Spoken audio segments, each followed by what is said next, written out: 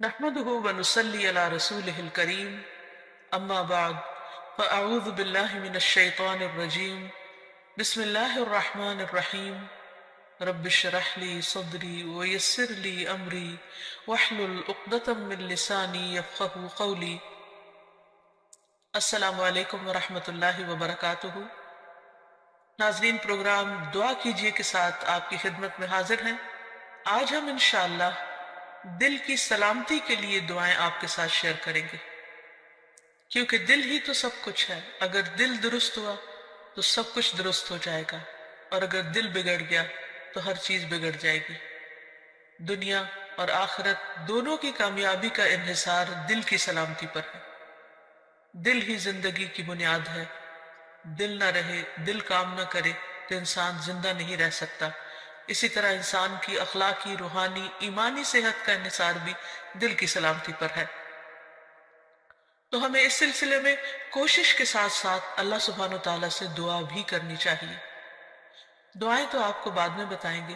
سب سے پہلے خود دعا مانگنے کی اہمیت. رسول اللہ صلی اللہ علیہ وسلم نے ابن عباس سے فرمایا تھا کہ اے بیٹے، اذا سألت فاسأل اللہ، جب تم سوال کرو تو اللہ ہی سے کرو. وَإِذَا اسْتَعَنْتَ فَاسْتَعِنْ بِاللَّهِ، اور اگر تم مدد مانگو تو اللہ ہی سے مدد مانگو. یعنی ہر معاملے میں اپنے رب کے سامنے ہاتھ پھیلاؤ، اسی سے توقع رکھو، اسی پر توکل کرو اور اس سے مانگتے رہو، کیونکہ مانگنا اس کو پسند ہے. وہ مانگنے والوں سے، یعنی اللہ سے جو مانگتے ہیں ان سے وہ محبت کرتا ہے، اور اللہ کے سوا کسی اور کو نہیں پکارنا چاہیے. اس سلسلے میں قرآن مجید میں آتا ہے ان الذین تدعون من دون اللہ عباد امثالکم فادعوہم فلیستجیبوا لکم ان کنتم صادقین. جن لوگوں کو تم اللہ کے سوا پکارتے ہو وہ تو تمہاری ہی طرح کے بندے ہیں، یعنی ان سے مانگتے ہو، انسانوں سے مانگتے ہو. اگر تم اپنے دعوے میں سچے ہو تو ضروری ہے کہ جب تم انہیں پکارو تو وہ تمہیں اس کا جواب دیں. خصوصاً مرے ہوئے لوگوں کو اگر پکارا جائے تو وہ ہماری پکار کہاں سے سن سکتے ہیں؟ سویا ہوا انسان ہماری پکار نہیں سنتا تو فوت شدہ کیسے سن سکتا ہے؟ اسی لیے قرآن مجید میں اللہ کے سوا کسی اور سے مانگنے سے، دعا کرنے سے منع کر دیا گیا.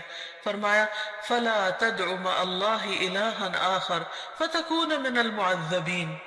بس اللہ کے ساتھ کسی اور کو الہ نہ پکاریے. یعنی الہ وہ ہوتا ہے جس کے پاس انسان اپنی حاجات لے کر جاتا ہے، جس سے دعا کرتا ہے، جس کے آگے سجدہ کرتا ہے، جس کے نام پر قربانی کرتا ہے، جس کو خوش کرنے کے لیے سارے کام کرتا ہے، بھاگ دوڑ کرتا ہے.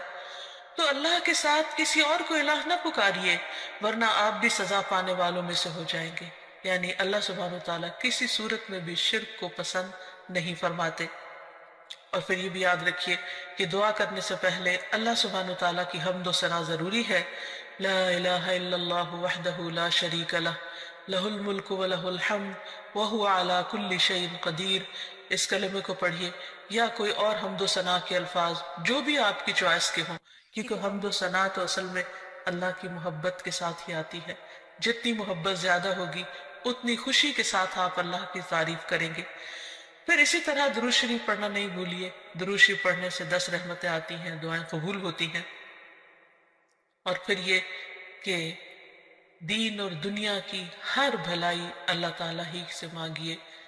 اور خصوصاً ہمارے آج کا جو موضوع ہے یعنی قلب سلیم، سلامت دل، اس کی دعا اللہ سبحانہ وتعالیٰ سے مانگیے کہ اے اللہ تو مجھے قلب سلیم، سلامت دل عطا فرما. کیونکہ قیامت کے دن انسان کو نہ مال کام آئے گا نہ بیٹے کام آئیں گے مگر جو اللہ کے پاس سلامت دل لے کر آیا.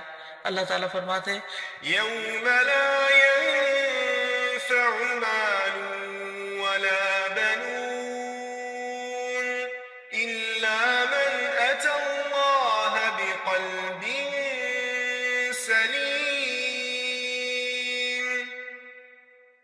جس دن مال اور بیٹے کام نہیں آئیں گے مگر وہ جو اللہ کے پاس سلامت دل لے کر آیا.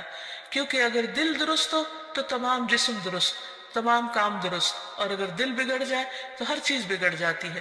رسول اللہ صلی اللہ علیہ وسلم نے فرمایا بے شک جسم میں گوشت کا ایک ٹکڑا ہے، اگر اس کی اصلاح ہو گئی تو تمام جسم کی اصلاح ہو گئی، اور اگر وہ خراب ہو جاتا ہے تو سارا جسم خراب ہو جاتا ہے. سنو وہ دل ہے.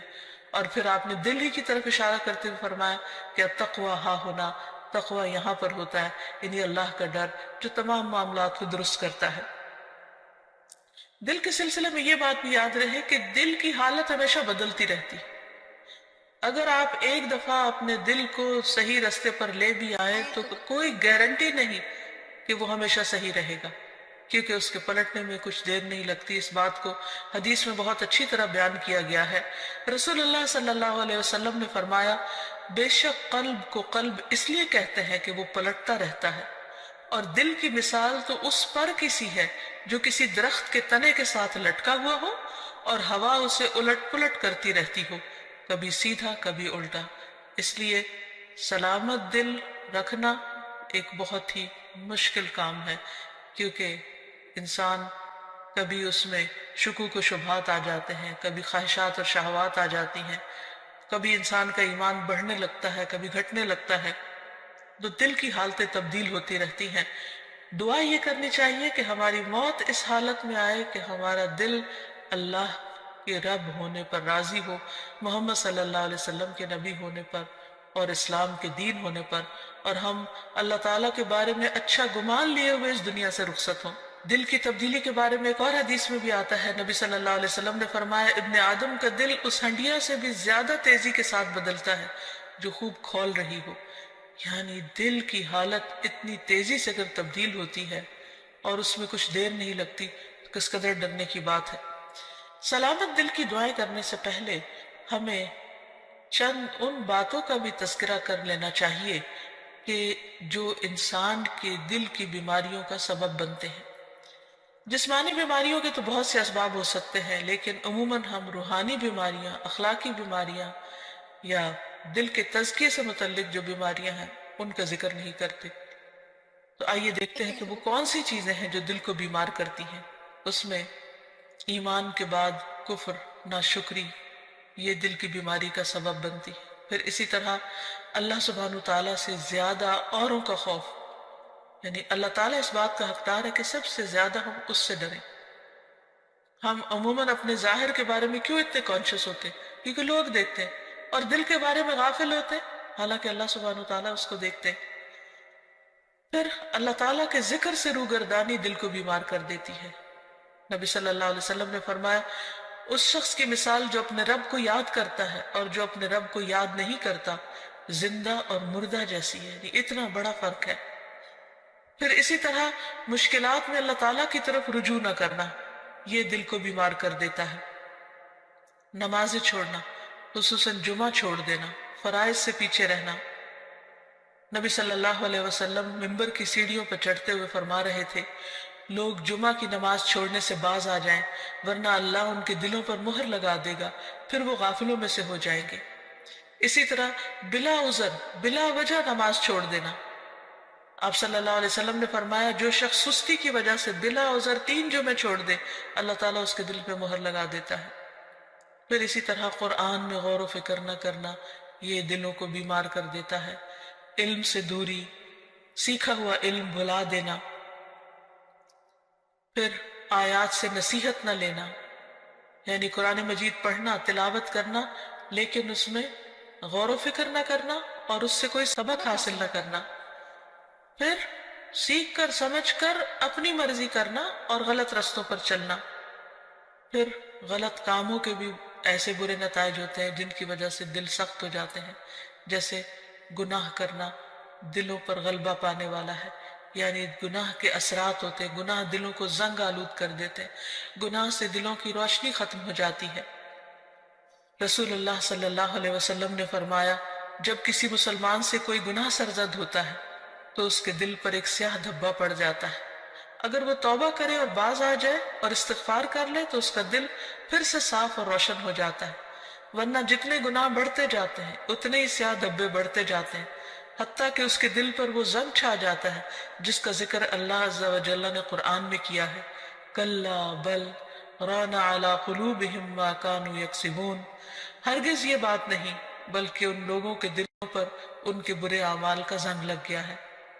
پھر اسی طرح غلط تمنائیں، یعنی حرام چیزوں کی خواہش کرنا، یہ دلوں کو بیمار کرنے کا سبب ہوتا ہے۔ دنیا کی حد سے زیادہ محبت اور موت سے نفرت اور آخرت سے غفلت اور صرف دنیا کی فکر کرتے رہنا، دنیا ہی کے غم پالتے رہنا، یہ دلوں کو بیمار کر دیتا ہے۔ یعنی انسان جب اللہ تعالیٰ کے حقوق میں کمی کرتا ہے، بندوں کے حق میں کمی کرتا ہے، بد اخلاقی کرتا ہے، تو پھر دلوں کے اوپر میل چڑھنے لگتی ہے، دل سیاہ ہونے لگتے ہیں اور دل بیمار ہونے لگتے ہیں اور قلب سلیم سے بہت دور ہو جاتے ہیں۔ پھر اسی طرح محض اپنی خواہشات کی پیروی کرنا۔ نبی صلی اللہ علیہ وسلم نے فرمایا، مجھے تمہارے متعلق ان گمراہ کن خواہشات سے سب سے زیادہ اندیشہ ہے جن کا تعلق تمہارے پیٹ اور تمہاری شرمگاہ سے ہوتا ہے، اور اپنی مرضی پر چلنے کی گمراہی کا بھی اندیشہ ہے۔ پھر اسی طرح کثرت کلام اور کثرت طعام، بہت کھانا، بہت باتیں کرنا، یہ بھی دلوں کو سخت کر دیتی ہیں چیزیں۔ پھر ضرورت سے زیادہ سونا، یہ بھی دل کی سختی کا باعث ہوتا ہے۔ تو یہ چند ایک چیزیں ہیں جو دلوں کو بیمار کرنے کا سبب ہے۔ حقیقت یہ ہے کہ ہر وہ چیز جو اللہ کو ناراض کرنے والی ہے، خواہ اس کا تعلق سوچ سے ہو یا گفتگو سے ہو یا عمل اور رویے سے ہو، یہ تمام تر چیزیں انسان کے دل کی خرابی کا باعث بنتی ہیں۔ پھر اللہ کا ذکر کثرت سے کرنا، فرمایا وَاذْكُرُوا اللَّهَ كَثِيرًا لَعَلَّكُمْ تُفْلِحُونَ، اور اللہ کو بہت زیادہ یاد کرو تاکہ تم فلاح پاؤ۔ پھر اسی طرح زبان کی اصلاح کرنا۔ انس بن مالک سے روایت ہے، رسول اللہ صلی اللہ علیہ وسلم نے فرمایا، کسی آدمی کا ایمان درست نہیں ہوتا یہاں تک کہ اس کا دل درست ہو، اور اس کا دل درست نہیں ہوتا یہاں تک کہ اس کی زبان درست ہو جائے۔ یعنی دل کی اصلاح کا تعلق زبان کی اصلاح کے ساتھ ہے۔ اگر ایک شخص زبان سے اچھے الفاظ نکالے گا تو اس کا دل یقیناً اچھا ہو جائے گا۔ پھر اسی طرح شک والی چیزوں کو چھوڑنا، کیونکہ شک انسان کو بے چین کر دیتا ہے، دلوں کے اندر اضطراب پیدا کر دیتا ہے۔ پھر اسی طرح نیکی اور برائی کی پہچان حاصل کرنا، کیونکہ اگر انسان کا دل نیکی کے کاموں کو نیک سمجھے اور اس پر گواہی دے اور برائی کو برائی سمجھے تو اس سے انسان کا دل سیدھے رستے پہ چل پڑتا ہے۔ پھر کثرت سے موت کو یاد کرنا، کیونکہ موت کی یاد دلوں کی تزکیہ اور پیوریفیکیشن کا ذریعہ بنتی ہے۔ پھر اخلاقی برائیوں سے پرہیز کرنا، پھر یتیم اور مسکین کا خیال رکھنا۔ ایک شخص نے نبی صلی اللہ علیہ وسلم سے دل کی سختی کی شکایت کی تو آپ صلی اللہ علیہ وسلم نے فرمایا کہ یتیم کے سر پر ہاتھ پھیرو، کیونکہ یہ دل کو نرم کرتا ہے۔ پھر اسی طرح بعض علماء نے کہا کہ دل کی اصلاح 5 چیزوں کے ساتھ ہوتی ہے۔ نمبر 1، غور و فکر کرتے ہوئے قرآن مجید کی تلاوت کرنا۔ نمبر 2، پیٹ کو خالی رکھنا، یعنی روزہ وغیرہ رکھنا۔ نمبر 3، رات کا قیام، سحری کے وقت اللہ کے آگے گڑ گڑانا، کیونکہ رات کے اس حصے میں دعائیں بہت قبول ہوتی ہیں۔ نمبر 4، نیک لوگوں کی مجلسوں کو اختیار کرنا، اچھی صحبت۔ اور نمبر 5، حلال کھانا۔ پھر اسی طرح گناہ کے بعد فوراً توبہ کر لینا، کیونکہ جب انسان گناہ کرتا ہے تو دل پر سیاہ دھبا پڑ جاتا ہے، اور اگر انسان توبہ کر لیتا ہے تو وہ دل پھر سے صاف اور روشن ہو جاتا ہے۔ اور اب آتی ہے باری دعاؤں کی کہ انسان اللہ سبحانہ وتعالیٰ سے قلب سلیم مانگتا رہے اور دل کی اصلاح کی دعا کرتا رہے۔ اس سلسلے میں سب سے بہترین نسخہ کثرت سے استغفار کرنا ہے، کیونکہ انسان جب بخشش مانگتا ہے اللہ تعالیٰ سے، گناہوں کی معافی مانگتا ہے تو دل روشن ہونے لگتا ہے، دل چمکنے لگتا ہے، کیونکہ دلوں کا میل کچیل پھر اترنے لگتا ہے۔ اس سلسلے میں رسول اللہ صلی اللہ علیہ وسلم نے فرمایا، میرے دل پر پردہ سا آ جاتا ہے، اسی وجہ سے میں ایک دن میں 100 مرتبہ اللہ سے استغفار کرتا ہوں۔ یہ اللہ کے رسول صلی اللہ علیہ وسلم فرما رہے ہیں۔ آپ صلی اللہ علیہ وسلم استغفار کی کثرت کو دلوں کی روشنی کا ذریعہ بتا رہے ہیں۔ ابن عمر کہتے ہیں کہ ہم آپ کی مجلس میں رب اغفر لی وتب علی انک انت التواب الرحیم 100 مرتبہ شمار کرتے تھے، جس کا معنی ہے اے میرے رب مجھے بخش دے اور مجھ پر مہربان ہو جا، بے شک تو بہت زیادہ توبہ قبول کرنے والا مہربان ہے۔ پھر اسی طرح قرآنی دعا ہے کہ اللہ تعالیٰ ہمارے دلوں کو ٹیڑھا ہونے سے بچائے۔ ربنا لا تزغ قلوبنا بعد اذ ہدیتنا وہب لنا من لدنک رحمہ انک انت الوہاب۔ اے ہمارے رب، ہدایت دینے کے بعد ہمارے دلوں کو ٹیڑھا نہ کرنا، اور اپنے پاس سے ہمیں رحمت عطا فرما۔ بلا شبہ تو ہی سب کچھ عطا کرنے والا ہے، یعنی سارے خزانے تیرے پاس ہیں۔ تو ہمارے دلوں کو سیدھا رکھ، کیونکہ اگر دل سیدھا ہوگا تو باقی تمام چیزیں بھی درست ہو جائیں گی۔ پھر اسی طرح دل میں نور پیدا ہونے کی دعا کرنا، اور وہ ہے اللہم اجعل فی قلبی نورا، اے اللہ میرے دل میں نور پیدا کر دے، میرے دل میں روشنی پیدا کر دے، کیونکہ دل کی بھی آنکھیں ہوتی ہیں۔ اگر دل کی روشنی ہو تو انسان کو اچھے برے کا فرق نظر آنے لگتا ہے۔ بعض اوقات انسان بہت کچھ بھی پڑھ لیتا ہے، اس کے پاس بہت علم بھی ہو سکتا ہے، لیکن ضروری نہیں کہ اس علم کے ذریعے دل کی آنکھیں کھلیں جب تک کہ اللہ تعالیٰ نہ بصیرت عطا کرے۔ یہ بصیرت اللہ تعالیٰ دیتا ہے، اس لیے اللہ تعالیٰ سے مانگنی چاہیے۔ پھر اسی طرح دل کی ہدایت کی دعا کرنا۔ آپ صلی اللہ علیہ وسلم نے دعا سکھائی، اللہم اہد قلبی وسدد لسانی واسلل سخیمۃ قلبی، اے اللہ میرے دل کو رہنمائی عطا فرما، میری زبان کو درستگی عطا فرما، اور میرے دل کے کینے کو دور کر دے، کیونکہ شرک، نفاق، حسد، بغض، کینہ، کدورت دلوں سے نکلیں گے تو ہی دل روشن ہوں گے۔ پھر اسی طرح یہ بھی ضروری ہے کہ انسان دین پر دل کی ثابت قدمی کی دعا کرے۔ عبداللہ ابن عمرو ابن العاص کہتے ہیں کہ انہوں نے رسول اللہ صلی اللہ علیہ وسلم کو فرماتے ہوئے سنا کہ تمام بنی آدم کے دل رحمان کی انگلیوں میں سے 2 انگلیوں کے درمیان ایک دل کی طرح ہے، وہ جسے چاہتا ہے اسے پھیر دیتا ہے۔ پھر رسول اللہ صلی اللہ علیہ وسلم نے فرمایا، اللہم مصرف القلوب صرف قلوبنا علی طاعتک، اے اللہ دلوں کے پھیرنے والے ہمارے دلوں کو اپنی اطاعت پر پھیر دے، یعنی تو ہی ان کے اندر اپنی اطاعت اور فرما برداری کا شوق پیدا کر دے، کیونکہ اگر دل کسی کام کے کرنے پہ راضی ہو جائے تو وہ کام کرنا بہت آسان ہو جاتا ہے۔ اطاعت کے بڑے سے بڑے کام، مشکل سے مشکل، کٹھن اور بھاری کام بھی بہت معمولی معلوم ہوتے ہیں۔ پھر اسی طرح یا مقلب القلوب ثبت قلبی علی دینک، اے دلوں کو الٹ پلٹ کرنے والے میرے دل کو اپنے دین پر جما دے، کیونکہ اگر دین پر ایک دفعہ دل ٹھک گیا، اطمینان ہو گیا، تو پھر عمل کرنا کچھ بھی مشکل نہ رہے گا۔ پھر اس کے ساتھ ساتھ ایسے دل سے بھی پناہ مانگی گئی کہ جو اللہ سے نہ ڈرتا ہو، جس کے اندر خشیت نہ ہو۔ دعا ہے اللہم انی اعوذ بک من علم لا ينفع ومن قلب لا يخشع ومن نفس لا تشبع ومن دعوت لا يستجاب لها، اے اللہ میں تجھ سے ایسے علم سے پناہ مانگتا ہوں جو نفع دینے والا نہ ہو، اور ایسے دل سے جو ڈرنے والا نہ ہو، اور ایسے نفس سے جو سیر ہونے والا نہ ہو، اور ایسی دعا سے جو قبول ہونے والی نہ ہو۔ پھر اسی طرح دل کے شر سے پناہ مانگنے والی دعا، اللہم انی اعوذ بک من شر سمعی ومن شر بصری ومن شر لسانی ومن شر قلبی ومن شر منی، اے اللہ میں تیری پناہ چاہتا ہوں اپنے کان کی برائی سے، اور اپنی آنکھ کی برائی سے، اور اپنی زبان کی برائی سے، اور اپنے دل کی برائی سے، اور اپنی خواہش کی برائی سے۔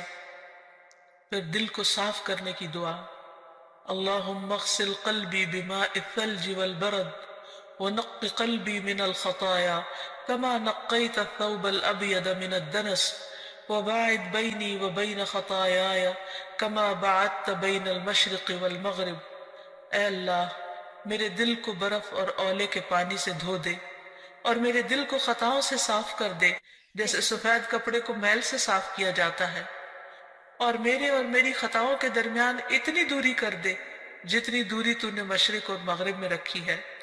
تو اللہ تعالیٰ سے دعا ہے کہ وہ ہمارے دلوں کی اصلاح کر دے، وہ ہمارے دلوں کا تزکیہ کر دے، وہ ہمیں سلامت دل عطا کر دے تاکہ ہم دنیا اور آخرت میں کامیاب ہو سکے۔ وآخر دعوانا ان الحمد للہ رب العالمین۔ السلام علیکم ورحمۃ اللہ۔